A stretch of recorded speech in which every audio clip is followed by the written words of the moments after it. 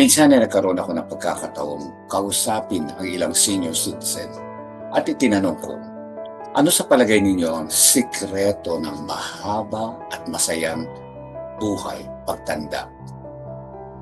Isa sa mga sagot, kinakailangan mahal mo yung ginagawa para enjoyin mo at higit sa lahat, sabi nila, ay kinakailangan lagi kang masaya, nag-enjoy ka, at iwas problema, iwas stress.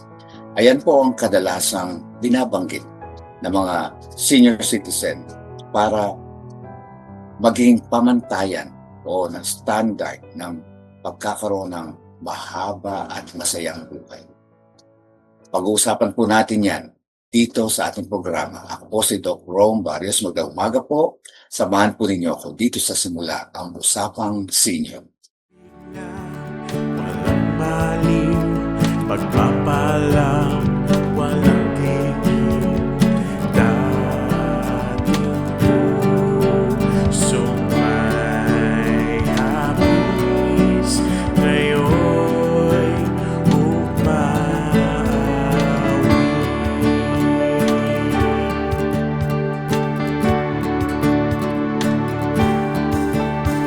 Ang araw mo'y sumikat na, liwanag ay laganap na.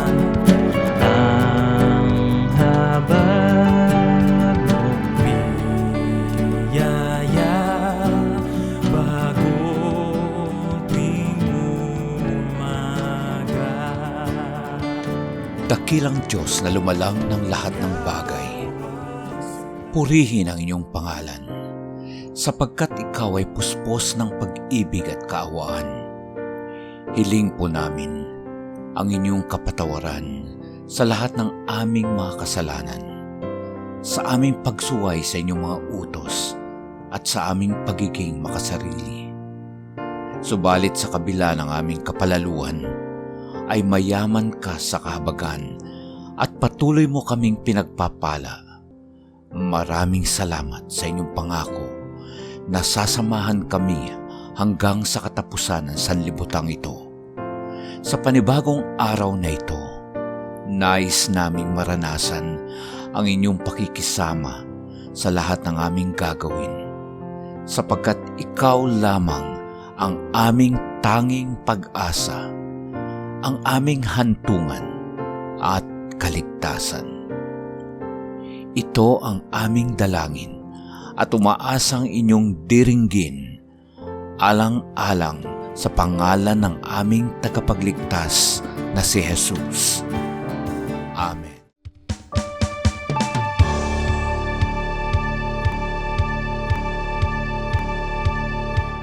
Isang maganda at mapagpalang umaga po sa inyong lahat. Welcome po sa ating program Simula Usapang Senior. Dito lamang sa AWR 89.1 FM, inyong mapapakinggan at tutunghayan tuwing araw ng Huwebes at Linggo, alas 10 hanggang alas 11 ng umaga. Ako po inyong kaibigan, Doc Rome, at ako po ay 71 years old na, inyong kaibigan. Kasama niyo ako at nais kong maging bahagi ng ating at least isang linggo ay nakakapagtalakay tayo ng mga bagay-bagay para mapanatili natin ang ating malusog, masaya, at higit sa lahat kapakipakinabang na buhay senior. Tandaan po natin na ating programa ay hindi po ito pang senior lang, although dinededicate namin ito sa mga katandaan, pero kahit po sino ay pwedeng maging bahagi ng programa. Dahil lahat tayo, of course, ay bahagi ng isang pamilya, meron tayong mga magulang, meron tayong mga lola at lolo, mga kaibigan, at pati na pala ating mga caregivers. Welcome po sa program at alam ko na tayo ay concerned sa ating mga mahal sa buhay.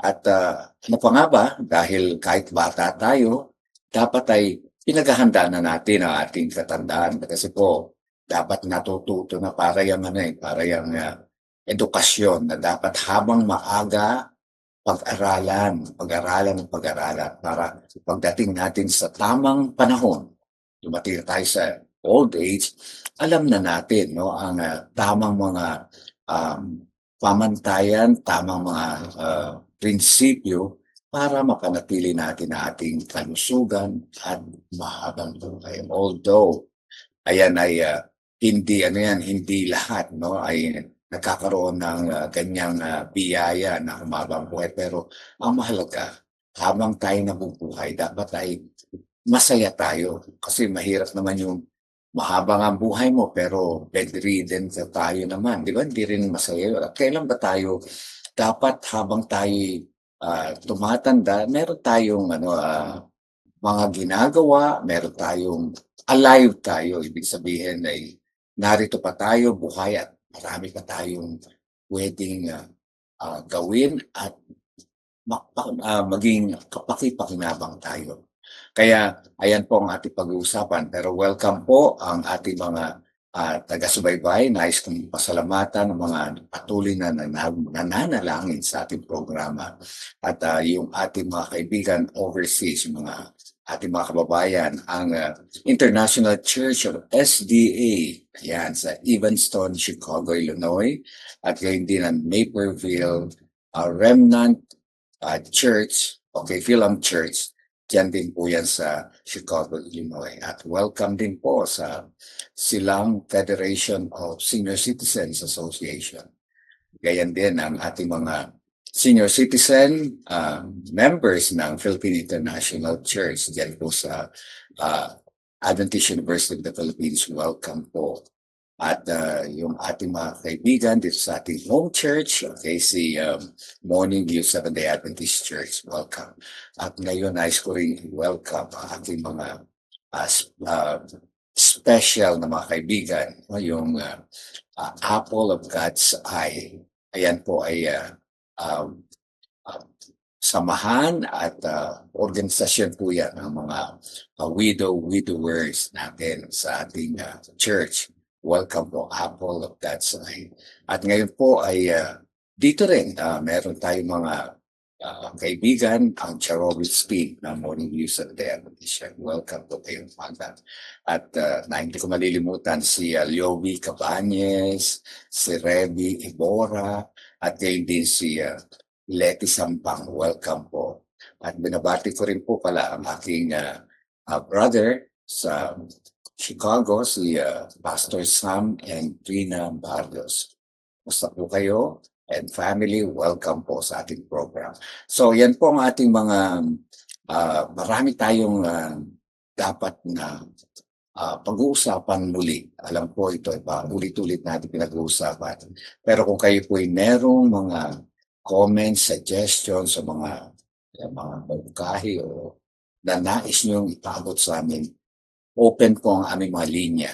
Meron po kami mga linya. Ito po, 0917-1742-777. At ang isa pa ay 0918-9447-891. Huwag po kayo magkatubiling. I-text kami, i-call, o bigyan kami ng mensahe.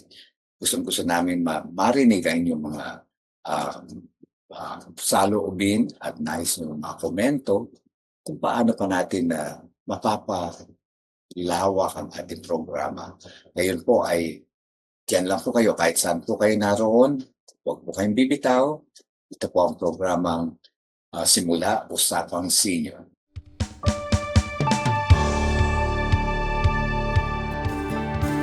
Ang araw mo'y sumikat na, liwanag ay laganap na.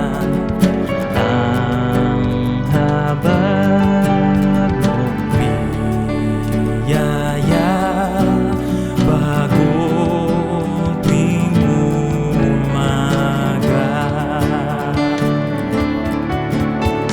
Ikaw ang simula, ikaw ang lumikha.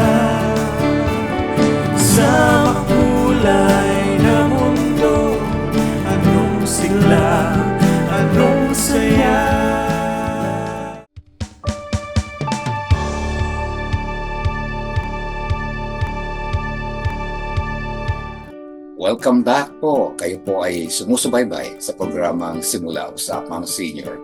Dito lamang sa AWR 89.1 FM. Ako po si Doc Rome Barrios, sa inyong kaibigan na senior citizen. At nais ko pong sabihin sa inyo na napakahalaga po, no? Katulad ng sa aking personal, no, na kalagayan. I'm 71 years old.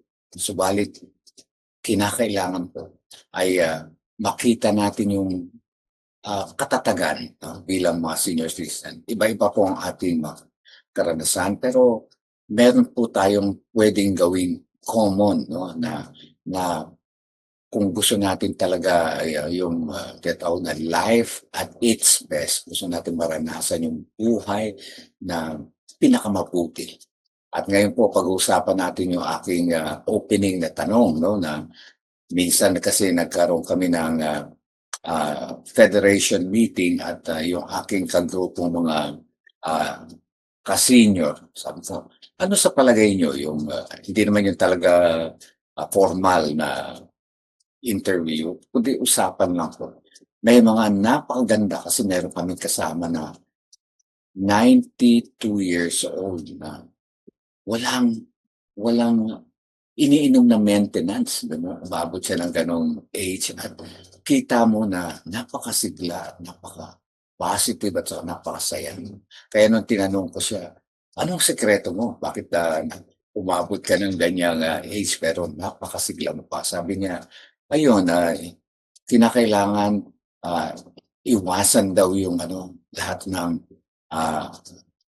worry, lahat ng suliranin at unang-una doon, yung pag-iwas daw wag kang sasabay sa kanila, ibig sabihin daw wag kang mai-involve, no? Kahit daw minsan kapamilya niya o yung mga apo niya, anak niya, hindi siya masyado involved, siya, sapagkat alam naman niya, no, na bawat isa naman may kanya-kanya struggle Pero yung sa kanya, pinipili niya na wag muna kasi kapag minsan, lalo na yung family affairs, family problems, may kanya-kanya yung solusyon. Sila rin mag-resolve nun. Minsan pagka nga pala, pwede tayong magpayo, pero hindi tayo dapat. Tayo mismo ang magdidikta ng dapat gawin, hindi po. Pwede natin i-guide. No? Pero ayun lang po ang kailangan nating gawin. Huwag tayo magpapa-involve sa mga problema. Lalo na sa ibang tao. May mga tao rin na toxic, di ba? Kapag minsan may mga tao talagang gusto nila talaga maramdaman mo yung nararamdaman nila at maging kahit ka na, hindi ka na para bang ka na rin, na-trap ka na rin doon sa problema niya. Pati yung problema mo na rin. Paano niya na ganito po yun. Kailangan po natin ang tinatawag nating temperance, self-control. Alam natin na kaya natin, hindi natin maiwasan yung mga nangyayari sa atin, no? Sa ating paligid. Mayroon dyan mga negative na mga nangyayari, mayroong mga problema around us. Pero wala tayong magagawa doon. Ang tanging magagawa natin, baguhin natin yung ating reaction and attitude natin towards it. Kasi alam naman natin na ang mga suliranin, of course, natural yan. Pero ang mga suliranin ay hindi naman nangyayari yan nang walang dahilan. Kaya kailangan niya ng malalim na pag-a-analyze. Kung problema niya, di uusisain mo pa pati yung pinagmulan ng problema. Napakahirap na po yun. Meron po tayo sariling dapat na intindihin sa atin. Kaya, ayun lang po. Hindi naman natin sinasabi na maging naman tayo. Wala na tayong ibig sabihin na concern sa ating kapwa. Hindi po yun. Ayun po ay iniiwasan lang natin yung mas malalim na problema, lalo na yung maapektuhan tayo. Dahil tayo pag nagkasakit, mahirapan din tayo. No? At hindi naman din sila rin ang siguradong matutulungan tayo. Kaya kailangan po maging maging matatag at higit sa lahat matalino rin, no, na para maiwasan natin ang problems. Ngayon, at isa pa sa magandang sinabi sa akin na I would say talagang proven ito na lagi ka raw masaya at lagi ka raw ngumingiti sapagkat daw umahalakha. Kasi nga, totoo nga pa, laughter is the best medicine. At ayan daw po yung sikreto kasi pagka tayo masaya, yung mga hormones natin like serotonin, yung endorphins, okay? Ayan po yung mga positive at saka oxytocin, ayan po yung mga positive hormones na nagpapaganda ng pakiramdam. At alam natin na kapag tayo maganda pakiramdam, tama yung heartbeats natin, yung pulso natin, at saka kalmado tayo. Tama po lahat yun. Pero merong pag-aaral na ginawa at ang sinabi ng isang famous na doctor, si Dr. John McDougall, health promoter, author, and creator of the McDougall Plan for Building and Maintaining Optimum Health, said, sabi niya ganon, ang pinaka-bottom line daw, na for the quality and length of life we can enjoy. Kasi ang sinasabi natin dito, yung mahabang buhay na dekalidad, ibig sabihin masaya. Kasi hindi man tayo, kahit mahabang buhay natin, kung hindi man lagi tayong nagkakasakit, hindi rin po yun mahirap pala ng mga pakiramdam. And sabi ko, it's difficult to be happy at the same time sick. Well, kaya natin gawin yun. Pero sinasabi natin yung genuine talaga na optimum, sabi niya, optimum health, okay? Maintaining optimum health. At ang bottom line daw yun, it's the food. And tuwing na lang episode, pinag-uusapan natin yung mga pagkain, may plant-based na mga pagkain, optimum food. Kasi, based on, meron daw an amazing longevity study found in Genesis. Okay, babalik tayo sa simula, ang banal na kasulatan ng simula. Ang source ng simula, beginning. Chapter 5 and 11. Dalawang chapters yun ng Genesis, ang book of Genesis. Dito sa chapter 5, sabi rito, tingnan nyo raw yung mga tao before the flood. Tanda natin, bago ginunaw ang sanlibutan, before the flood. Okay? Ito si Adan, 930 years na buhay. Si Seth naman, okay, ay nabuhay ng 912 years. Tapos si Enosh, 905 years. Si Kenan, 910 years. At ito naman pinaka-most famous of all. Ito si Methuselah, 969 years old.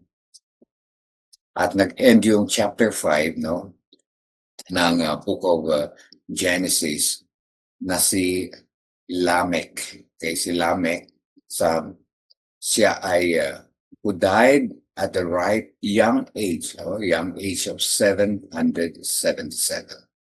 Tapos kung pupunta ka doon sa next chapter, 11, sa 11 chapter ng Genesis, after the flood, okay, ito na yung mga tao, na nabuhay na based on doon sa banal na kasulatan, sa history.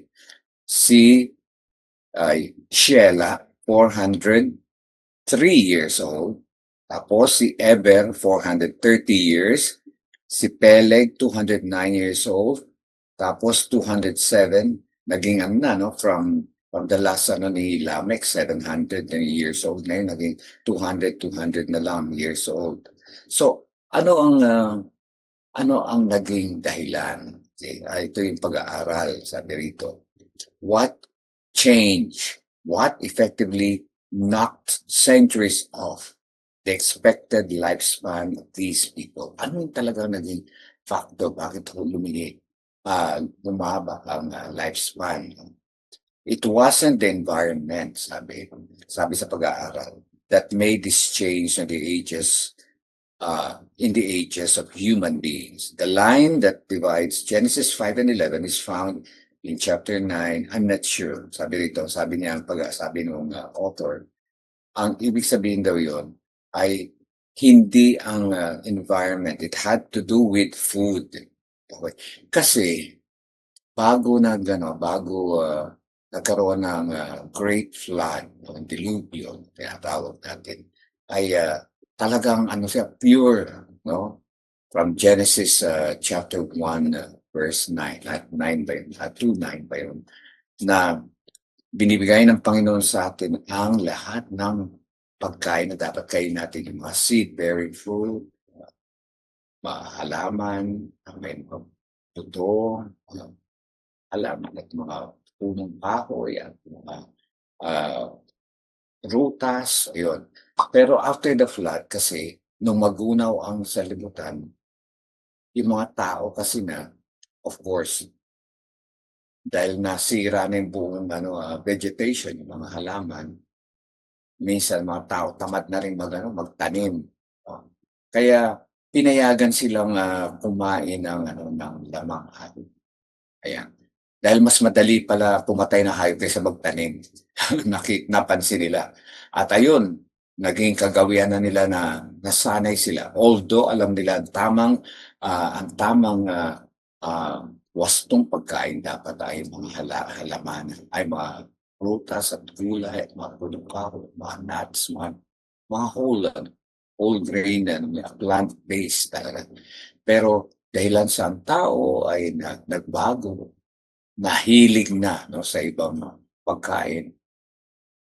Pero actually yung pagpapayag ng Panginoon na yun ay habang wala pa masyadong halaman at hindi pa masagana ang pananim doon. Pero ang tao nasanay na hanggang ngayon. Kaya hinahanap-hanap ng mga tao lagi yun. Naalala ko kapag sanay ka sa karne, talagang hahanap-hanapin mo pagka hindi ka nakakatikip, pagka natikman mo na, matagal kayo hahanap-hanapin. Ganyan po yung nangyari. Kaya ang sabi ay, kailangan nating, sabi rito, alamin itong tinatawag na food happiness. Ayan. Kasi kung gusto natin talaga ng lubusog at mabang buhay na genuine, masaya tayo, ay yung food talaga. So a vast majority of people who live long lives also live happy lives eventually. Kapag mahaba buhay mo, masaya ka. Okay. Tatayan nga yung pag-aaral na ginawa, yung blue zone na tawag ko, nabanggit noon, it's true in Okinawa, Sardinia, sa Japan yun, Sardinia, in Italy, and Loma Linda in US, and others, na yung mga lugar na yun ay napansin nila mahabang buhay ng tao. Kaya napatunayan na. So, are they happy because they're old or are they old because they're happy? Ayan na yung tanong doon. The answer lies in a well-known but often overlooked truth. It's very hard to be happy and sick at the same time. Think about it. So, ang ating kasagutan, of course, yung pagiging kalmado lagi, masayahin, at alam mo gusto mo yung ginagawa, okay ang social life mo. Ang mahalaga po sa ating pangangatawan physically, nag-uusapan yung pinapasok natin, yung kinakain natin. Kaya yan po yung sikreto kahit na kung hindi balanse at hindi sapagkat po ang ating sistema, yung ating organs sa body natin ay we were created, ay nilikha para po doon sa original food. Even our stomach, hindi yan nilikha para sa mga sa lamang hayop o sa mga karne. Ayan ay para sa mga halaman, prutas, gulay. no? At iba pang mga plant-based na mga pagkain. At ito nga ang tip dito na binasabi sa atin, but the food we eat directly determines the degree of health we enjoy. Kaya lahat ng pinapasok natin sa atin at yung pinakain, yung iniinom natin, ayan po ay meron laging consequence sa ating katawan yan, sistema. Minsan, ako, kumain naman ako ng maraming maalat. Kumain naman ako masyadong mataba. Pero wala naman ako naramdaman. Pero po may consequence. Hindi nga lang biglaan. Ayan ay may mga time na doon lang na ma-manifest siya sa kahulihan, lalo na pagtanda. Kaya napakahalaga yung kinakain natin na malusog tayo, na malusog habang tayo'y bata pa. And then, sabi, those who live the longest on this earth share not only a high degree of happiness, but a common menu. All tend to eat a predominantly whole foods, plant-based diet, and they enjoy nutrition that protects them from lifestyle diseases and keeps their immune system in good working order. Ayan po yung resulta ng pag-aaral. Kaya babalik tayo. Pag-usapan natin yung mga some proven tips, no? Para magkaroon tayo ng long and happy life. Magbabalik po simula sa inyo.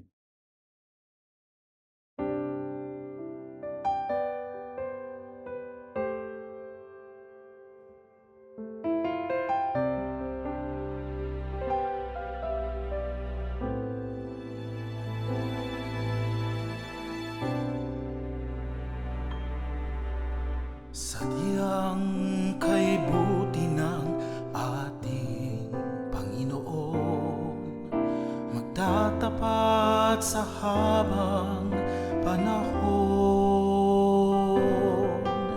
maging sa kabila ng aking pagkukulang, biyaya niya'y patuloy na laan.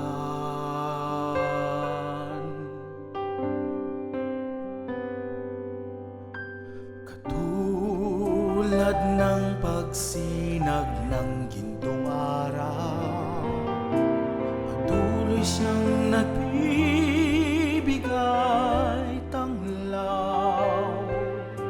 Kaya sa puso ko't damdamin, katapatan niya'y aking pupurihin.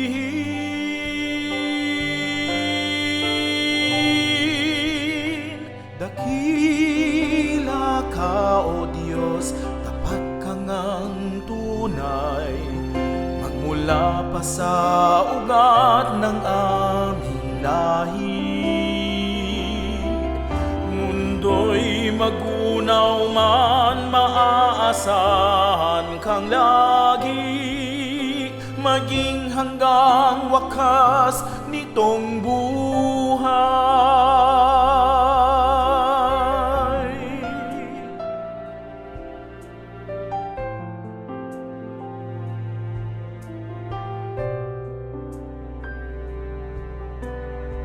Kaya, O Diyos, ika'y aking pupurihin, sa buong mundo'y aking aawitin. Dakilang iyong katapatan, pag-ibig mo'y walang hanggan.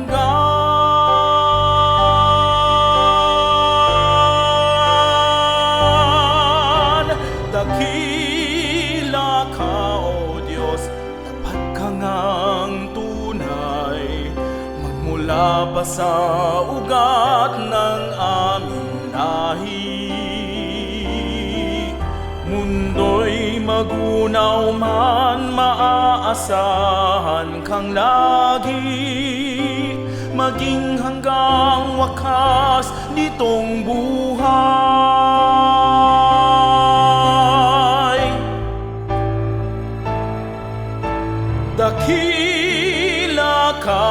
Diyos, sa habang panahon, katapatan mo'y matibay na sandigan.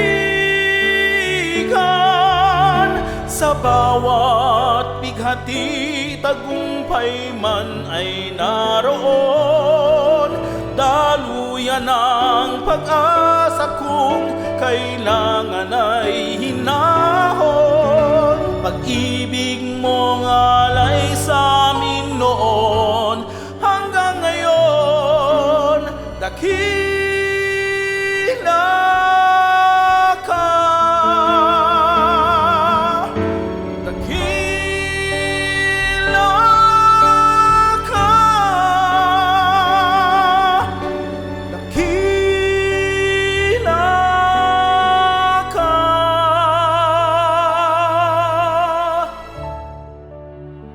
O Diyos.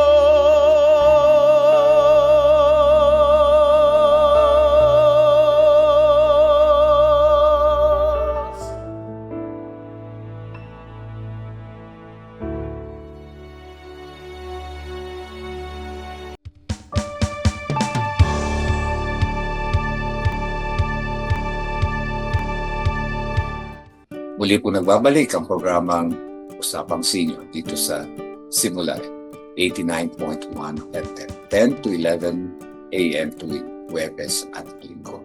Ngayon po, pag-usapan natin patuloy ang ating tips natin for living a long and happy life. Meron ditong ilang payo sa atin. Number 1, insist on good nutrition.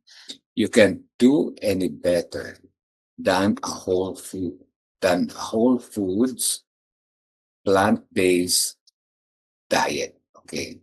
Kaya, tanda natin, God, okay, modern science is proving daily that the Creator God knew exactly what He was doing. Kaya nung pasimula pa lang, creation, sinabi na ng Panginoon, ito ang dapat natin kainin.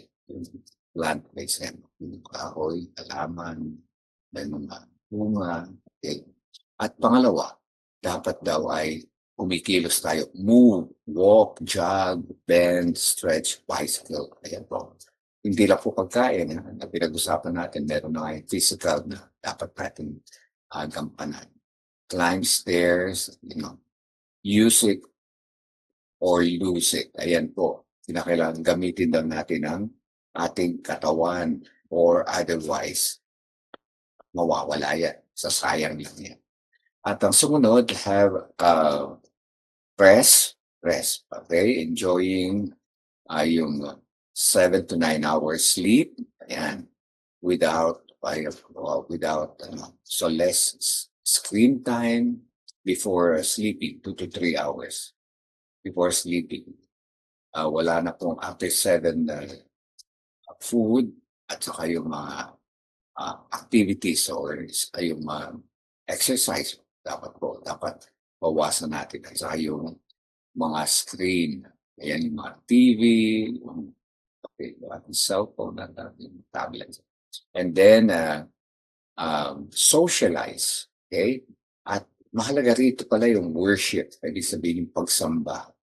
Yung kinakailangan yung spiritual na life natin. Meron tayo talagang sinet aside. May Sabbath dapat tayo. Kasi pinapamili, sabi rito. And sabi rito, enjoying a Sabbath break each week. Ayan po yung napatunayan sa pag-aaral sa Loma Linda, California, na yung isang community doon of Seventh-day Adventists na sinasabi nilang sikreto ng kailang mahabang buhay ay yung Sabbath worship. Kasi talagang kahit ano mangyari na bagay sa buong sanlinggo, talaga nagre-rest sila. Walang gawa, kundi nag-worships lang sila. Okay, sumasamba, nagpapasalamat sa Panginoon. And then, of course, you have to keep antioxidants up. Ayan. They fight cancer. Ayan. Alam niyo ba yung sabi ay 80% o 60% rather na mga cancer ay naiiwasan at na ay hindi ay nare-resolve ba yung sakit na yan sa pamagitan ng diet. At ayan po ang napakahalaga na yung pagkain nakakatulong at sinabi nga sa akin very plainly na ng isang manggagamot, alam niyo ba ang meat o yung mga processed foods, sabi na gustong-gusto raw yan at saka yung mga sweets, gustong-gusto daw yan ng cancer cells. Pagkain kasi nila yan. Kaya dapat iiwasan gulay ang kailangan natin. So yan po yung mga ilang body evidence na pwedeng natin na ma-adopt para karoon tayo ng malusog at mahabang buhay.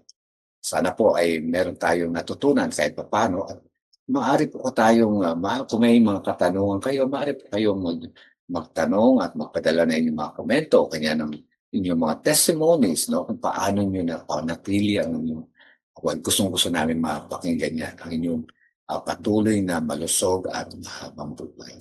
Ang aming pong mga linya ay 0917-1742-777 at isa pa ay 0918-9447-891. So, nais po namin mapakinggan ang inyong mga kwento, ang inyong mga komento, at gayon din ang inyong mga tanong. Magbabalik po ang Simulang Usapang Sinyo.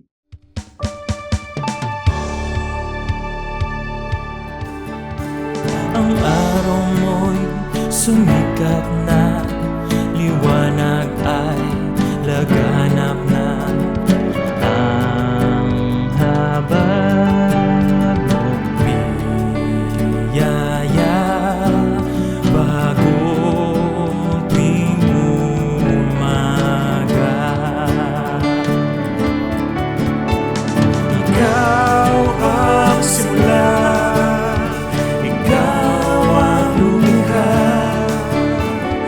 sa makulay na mundo, anong sigla, anong saya.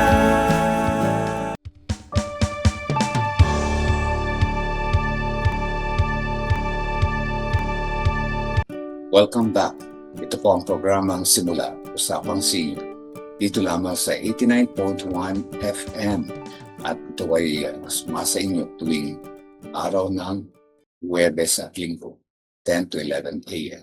Po si Dr. Ombare sa inyong kaibigan at ating pag-uusapan ngayon ang tungkol sa ating resiliency, yung old age resiliency. Pag sinabi resilient, yung katatagan. At isa rito sa mga mahalagang bagay na dapat nating I would say ma-master o dapat natin mapag-aralan ay hindi yung may mga times talaga na kailangan ang katatagan natin ay nasusukat hindi doon sa dahil tinutulungan tayo ng ating mga pamilya, ng ating mga kasabuhay, ng ating mga kaibigan. Hindi po kahit may caregiver tayo, kinakailangan din po natin yung meron tayong sariling kalakasan, no? At ito ang tinatawag na no matter how much support you have for you have from others, the next reliable source of strength comes from within you, sa atin. Kaya although siyempre kailangan natin ng mga alalay, tulong, pero ang isa sa pinakamahalaga rin na dapat meron tayo reserva rin nating kalakasan na ginagawa natin. At ang mahalaga rito yung adaptation, kapag adapt tayo. No? The ability to adapt, to process emotions, and to find peace in difficult moments is what keeps you moving forward, even when circumstances don't go the way you expect. Kaya kahit may nangyayari at hindi yun na nasa natin nangyayari, pero kapag tayo raw may ability to adapt, at saka ayun ay resilience na nasasabi, yung lakas na yun, ayun na move forward sa atin. Okay? So too many people rely on family to be their emotional support system, believing that their children, siblings, or extended relatives always be there to comfort them. But the reality, everyone has their own battles to fight. Meron din po silang masulatan. Of course, sa pinag-usapan po natin, ito yung ating bahagi, no? At alam natin, yung pinag-usapan na natin mga nakaraan, yung bahagi ng ating Panginoon, ating Diyos. Talagang wala po yung ng palya, talagang walang katapusan yan. Hindi tayo pababayaan ng Panginoon na dyan lang po siya, basta magtitiwala lang tayo. Pero ito naman, yung ating pinag-usapan, yung ating bahagi na kailangan may ginagawa din tayo. Meron tayong responsibilidad sa ating sarili. Kaya binibuild natin ang ating emotional resilience base rin sa tulong, of course, ng ating Panginoon dahil sa ating pananampalataya. Kaya to find strength within yourself instead of constantly seeking it from others, kasi para hindi lahat ng panahon nandyan sila. Okay? Kahit na habang inaalagaan tayo natin mga sa buhay, kinakailangan din ay alagaan din natin ang ating sarili. They had been on their own families to manage and my responsibility. Kaya ang mahalaga dito ay marunong tayo mag-adapt. Ano itong tinatawag na adaptation? Kasi ito yung ability to adapt. Dahil ito ang dapat natin matutunan. Nothing stays the same. Diba? Kahit na change is the most permanent thing that in this world. Kaya matuto dapat tayo mag-adapt. Kasi minsan, lalo na yung ating edad, pa rin tayo, minsan yung dati pa rin nating gusto o yung alam, ayun pa rin yung tingin natin na dapat ginagawa natin. Kumaka minsan hindi na relevant o hindi na bagay sa panahon natin. So, the key to thriving in this life is not holding on to the past. Tandaan nyo, past na yun, it's your ability to adapt. Okay? So, those who struggle most with aging are often the ones who resist change. Kaya minsan nga, yung mga sinasabi ng mga ang hirap na magpalaki na matatanda. Kasi yung minsan kasi sarado na tayo, hindi na tayo open sa mga pagbabago, hindi na tayo open sa mga matuto ng ibang bagay. Kaya dito po, nais nating buksan ang ating isipan sa bagong mga opportunities na pwede naman natin gawin. Ito na sabi nga.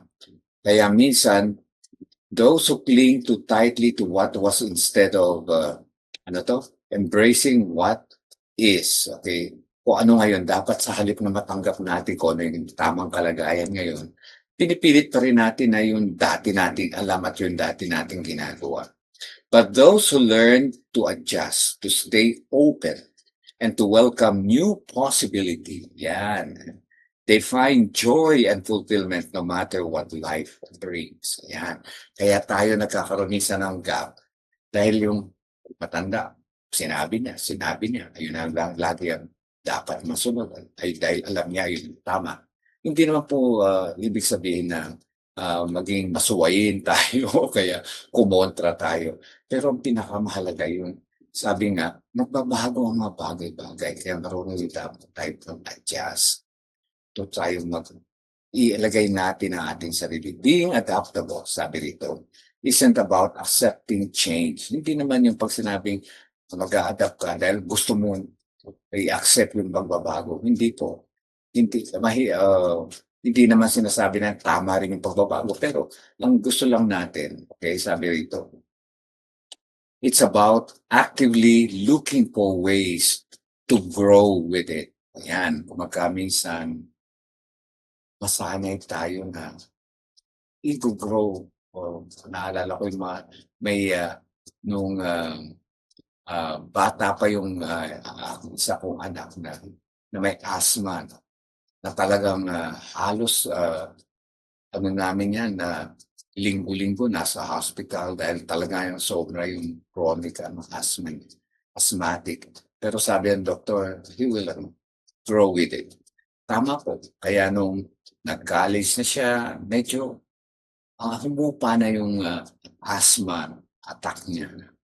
Na ibig sabihin, ganun din pala sa change na kailangan open lang tayo at para maging banayad yung ating relasyon at maganda banayad nating experience kaysa yung pinipilit yung dati at pinipigilan natin, ayaw natin tanggapin yung pwede natin pang magawa. No? Nakakandak mo.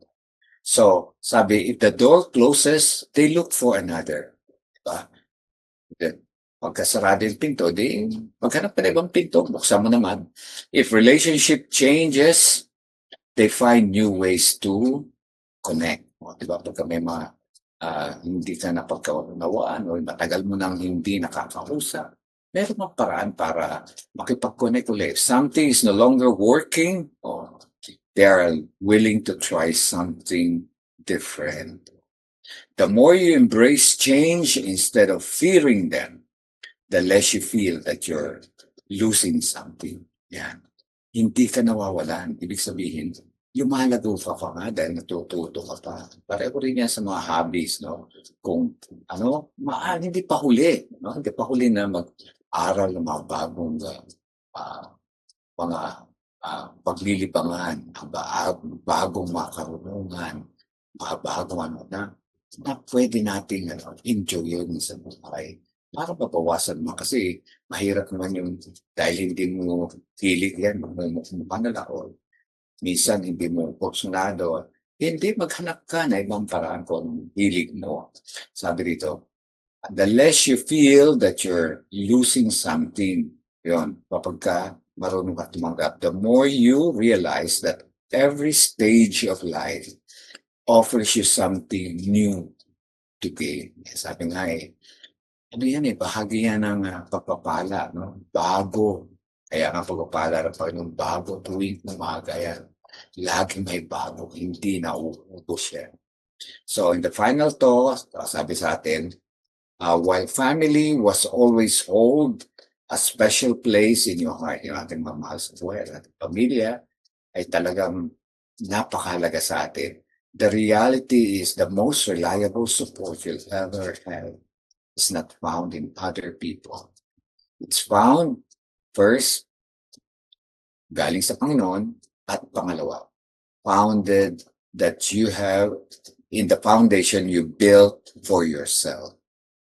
Diba? Napakaganda nun. Napaka-positive. Kaya pagka ganun po ang ating pananaw, wala po tayong dapat pag-alala. Tayo po ay mabubuhay ng malusog, masaya, maligaya. Babalik po ang Simula Usapang Senior. Ito ang Adventist World Radio 89.1 FM. Para manatiling updated sa mga kaganapan sa Adventist World Radio, i-follow at i-like ang ating Facebook page AWR Manila at i-share sa inyong mga kaibigan.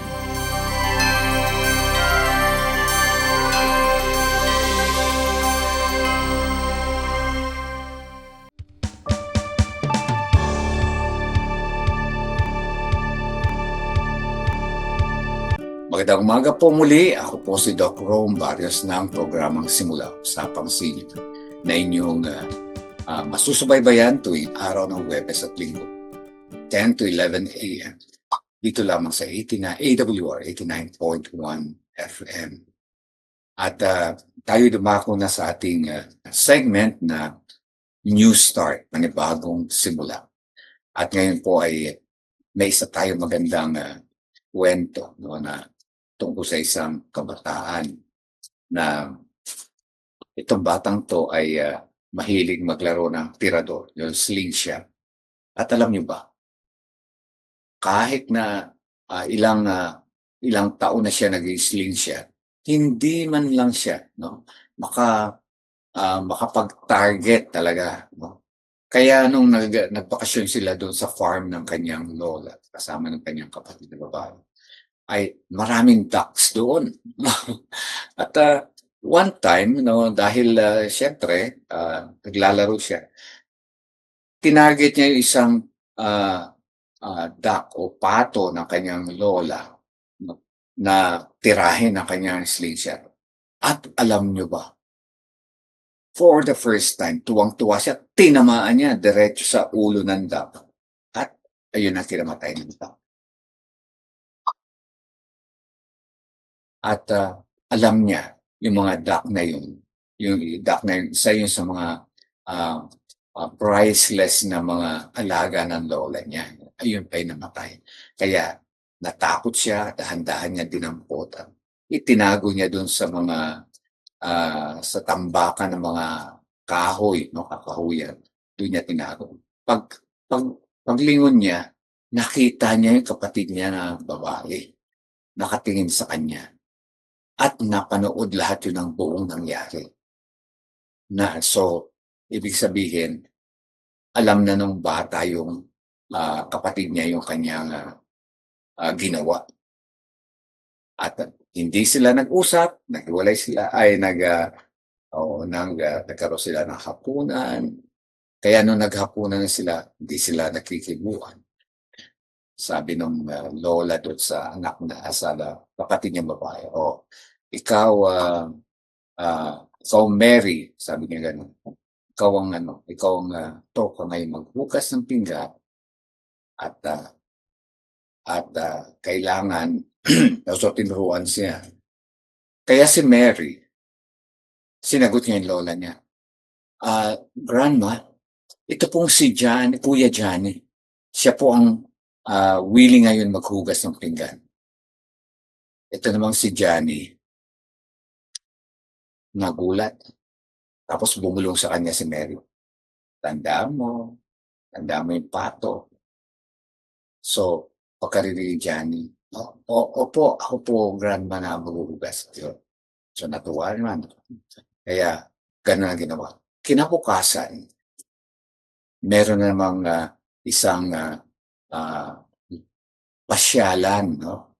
At sabing gano'n ng grandma, si Mary may iwan kasi tutulungan niya ako rito maghahanda ng mga pagkain. May picnic kasi yung family. At si Johnny lang ang pwedeng sumama muna. Tapos, sabi naman yung ni Mary, Grandma, si Johnny po, willing po, uli siya na lang po ang yung makakatulong. Ako na lang po sasama. Pupunta doon sa picnic, sa venue ng picnic. Siya po ang makakasama niyo. Sabi niya yung Mary sa kanya, tandaan mo, pato. Remember that, sabi ka kaya wala nagawa si Johnny. Okay.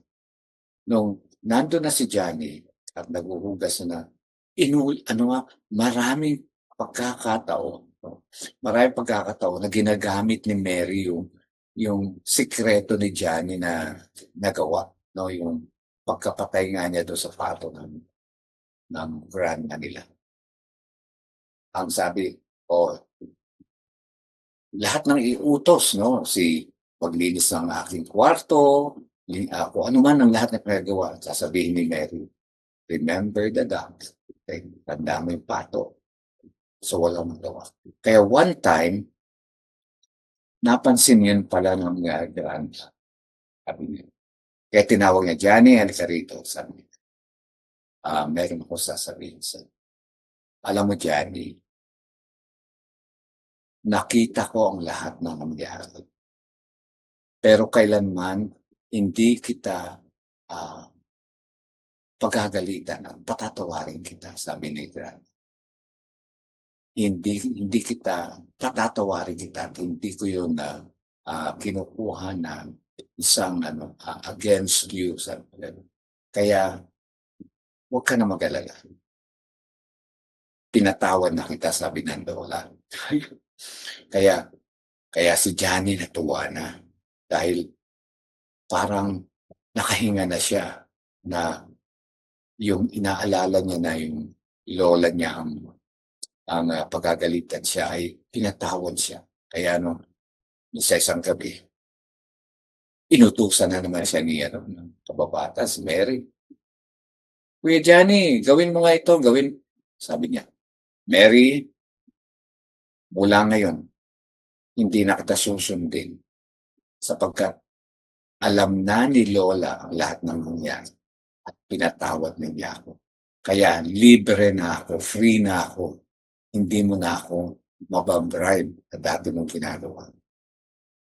So, nakita niyo ang kwentong ito, no, na nung gabing yun, si Mary, sabi niya gano'n. At nung gabing yun, sabi ni Mary, tanda mo, may dak. Tanda mo yung dak. Sabi niya, wala na yun. Dahil natawad na ako ni Lola, free na ako. Hindi na kita susundin. So, ganyan po ang ating kalagayan. Jesus Christ came to set us free from our guilt and shame. Minsan, ayun yung naghahadlang sa atin para lumapit tayo, no, sa Panginoon at gawin natin dahil sa yun nga, sa kasalanan na guilty tayo. Kaya with one simple confession of our sin, we can receive God's forgiveness. Kaya tanda natin, sabi sa banal na kasulatan, sa 1 John 1:9, okay? Unang Juan 1:9, babasahin ko po sa English. Sabi dito, if we confess our sins, He is faithful and just to forgive us from our sins and purify us from our unrighteousness. Kapag tayo ay humingi ng tawad sa ating Panginoon, ay talagang patatawarin. Ihayag natin ating pagkakasala, patatawarin tayo. Hindi tayo kailanman yan. Patanggihan. Kaya ganyan po ang ating kalagayan. Salamat tayo sa ating Panginoon.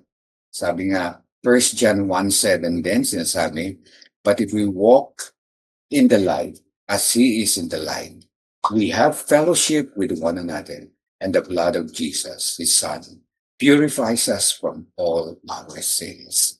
So, pagpalain po tayo natin, Panginoon, sa ating konting pag-aaral para sa ating senior wisdom. Magbabalik po ang simula usapang senior. Ito ang Adventist World Radio 89.1 FM. Para manatiling updated sa mga kaganapan sa Adventist World Radio, i-follow at i-like ang ating Facebook page, AWR Manila, at i-share sa inyong mga kaibigan.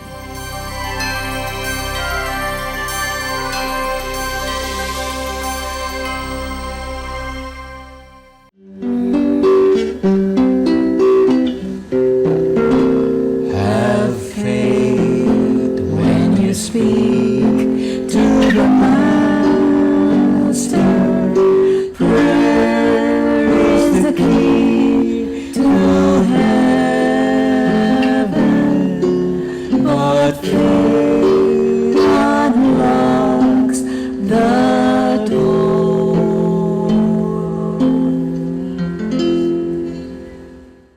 Purihin po ang ating Panginoon sa ating panahon para tayo ay manalangin. Nais ko pong anyayahan kayo, nasamahan niyo ako para magpasalamat sa ating Panginoon at idalangin din natin ang ating mga ibang mga kaibigan at mga kapatid na humihiling ng kanilang para sa kanilang kagalingan o healing. Tayo po'y manalangin. Mapagpalang Diyos na mapangyarihan sa lahat, ang may-ari ng lahat ng mga bagay at kasama ang nais po namin lumapit sa inyong banal na harapan sa oras na ito upang pasalamatan kayo sa inyong pangako at siguradong mga biyaya na pinamako sa bawat sasama na kailanman ay hindi niyo kami pababayaan at sasamahan kami sa librang ito ng Santa. Sa oras na ito, narito po ang aming programa simula sa kasi alam namin na ito yung gawain, nais po namin basbasanin programa ito. Naalin mo, ano po ang aming mapag-aralan, ano po ang aming mapag-tunghayan ang kaalaman. Panginoon, binabalik namin sa inyong papuri at manggaling na makarunungan ito mula sa inyo. Narito po ang aming mga kapatid, kaibigan na patuloy na humihiling ng kanilang kagalingan. Nais namin ihiling na patuloy niyong pagalingin si Pastor Joel Solis na sana ay bigyan pa siya ng pagkakataon upang muling magkaroon ng total na healing at panibagong kalakasan para magampanan ang kanyang gawain, lalo tigit sa inyong patuloy na pagbabahagi na inyong ebanghelyo. Tulungan din si Brother Dane Sandaniel na sana ay magpatuloy ang kanyang kalakasan at higit sa lahat, higit pa niyan maramdaman ang inyong pakikisama sa kanya. Tulungan din si Waylene Lorenzo, si Gemma Molina na patuloy na nagpapagaling at nais namin Ama na pasalamatan kayo na hanggang sa ngayon ay patuloy mo silang kinupuklo at patuloy din namin silang nakakasalamu at amin nararanasan at patuloy nilang sinasambit ang pasasalamat na hanggang sa ngayon ay nakakaranas sila ng patuloy na kagalingan at patuloy na pagsubaybay at patuloy na paghaplos ninyo na inyong mapagpalang. Salamat din, Panginoon, sa lahat ng mga kaibigan pa namin na ngayon ay patuloy na nakakaranas ng tuloy-tuloy na kalakasan ng pangangatawan, mga tao na nagkaroon ng mga nakaraang mga operation, karoon ng kanilang kondisyon na mga transplants at nais ko pang ang Panginoon na patuloy silang pagalingin, nais kong hilingin sapagkat alam namin wala ng dakilang magagamit at dahilan sa inyong pag-ibig ay patuloy mo silang pupuputin at patuloy mo silang hahawakan at patuloy mo silang bubuhatin upang makaranas ng patuloy na mabuting kalusugan at pakiramdam at patuloy niya kayong papurihan. Gayon din si Rebecca Melanio, Jerome Dotimas, si Elma Flores, si Jessie Gonzalez, Casita Filomena, Estelita Luna, Mariana Bartolome, ang Kasla family at ang kanyang mga siblings. Panginoon, ikaw na po ang bahalang umalalay sa kanila at umaasa kami at nananampalataya na patuloy niyong ibubuhos sa inyong pupuntahan at higit sa lahat ng inyong kagalingan at kabutihan sa mga sasama. Higit sa lahat, nais namin hiningi patuloy ang lahat ng mga pagkukulang o kakasalan aming ginawa. Liliman na kayo sa aming pag-iisip, sa aming mga salita at sa aming nagawa ay tawarin po kami at maging karapat-dapat nawa kami sa paglalakad ito. Kaya inaasahan namin po ang inyong mayamang kasagutan at ang inyong patuloy na pag-alalay sa amin sa pagpapatawad ay makasalan. Ang lahat ay iniinog namin, hindi sa aming sariling karapatan, hindi alawalang sinitang sa pangalan ng tagapagligtas na si Jesus. Amen. Ito ang Adventist World Radio 89.1 FM. Para manatiling updated sa mga kaganapan sa Adventist World Radio, i-follow at i-like ang ating Facebook page AWR Manila at i-share sa inyong mga kaibigan.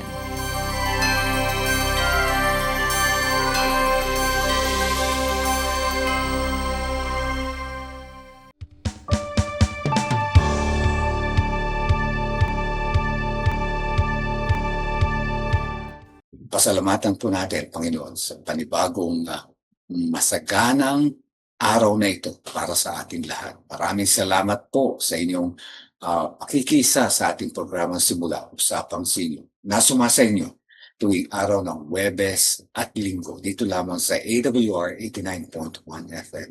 Huwag po niyong kalimutan, 11 to 12 a.m. Ako po si Doc Rome Barrios at nais kong pasalamatan ang lahat ng mga tao na nasa likod ng programang ito. Si Pastor Nerio Cranza, Andy Joaquin, kaya din si Jonah, nandun din si Reza, okay? At Wilmer Strito, pati si Irene Asda. Maraming salamat po sa inyong pagtulong sa ating pag-isa sa himpapawid ng programa ito. At nais ko pong sabihin sa inyo na ang awa at pag-ibig ng Diyos ay bago tuwing umaga. Kaya lahat po tayo ay may pag-asa. Lahat po tayo ay may bagong simula. Hanggang sa muli po, magandang umaga po.